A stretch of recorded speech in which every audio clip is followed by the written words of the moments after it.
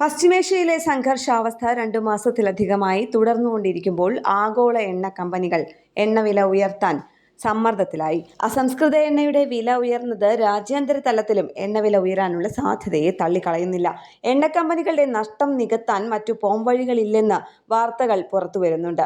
LPG വിലയും ഉയരാനുള്ള സാധ്യതയുണ്ട്. വാണിജ്യ സിലിണ്ടറിന്റെ വില ഇന്നലെ വർദ്ധിപ്പിച്ചിരുന്നു. അന്താരാഷ്ട്ര വിമാനങ്ങൾക്കുള്ള ഇന്ധനവിലയും വർദ്ധിപ്പിച്ചതിനാൽ പ്രതിസന്ധി ഉയരാനാണ് സാധ്യത. വാണിജ്യ സിലിണ്ടർ വില ഉയർന്നതിൽ ഹോട്ടൽ ഉടമകൾ പ്രതിഷേധമുന്നയിച്ചിരുന്നു. ഈ ആഴ്ച അന്താരാഷ്ട്ര അസംസ്കൃത എണ്ണവില 4 വർഷത്തെ ഉയർന്ന നിരക്കായ ബാരലിന് $126 ഇതിനുശേഷം ചെറിയ തോതിൽ കുറഞ്ഞെങ്കിലും $110 മുകളിലാണ് ഇപ്പോഴും വില. ഹോർമുസ് കടലിടുക്ക് വഴിയുള്ള കപ്പൽ ഗതാഗതം പരിമിതപ്പെടുത്തുകയും അമേരിക്കയും ഇറാനും തമ്മിലുള്ള സമാധാന ചർച്ചകൾ തടസ്സപ്പെടുകയും ചെയ്തതാണ് എണ്ണവില ഉയർന്നു തന്നെ നിൽക്കാനുള്ള കാരണം. പെട്രോൾ, ഡീസൽ വില വർധനവിനൊപ്പം ഗാർഹിക LPG വിലയും ഉയരാനുള്ള സാധ്യതയുണ്ടെന്നാണ് റിപ്പോർട്ടുകൾ പുറത്തുവരുന്നത്.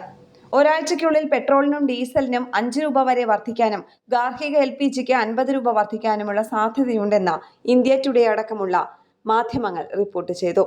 വിവിധ സംസ്ഥാനങ്ങളിലേക്ക് നടന്ന നിയമസഭാ തെരഞ്ഞെടുപ്പിന് ശേഷം ഇന്ധനവില വർദ്ധിക്കുമെന്ന് നേരത്തെ അഭ്യൂഹങ്ങൾ ഉയർന്നിരുന്നുവെങ്കിലും കേന്ദ്ര സർക്കാർ ഇത് തള്ളിയിരുന്നു.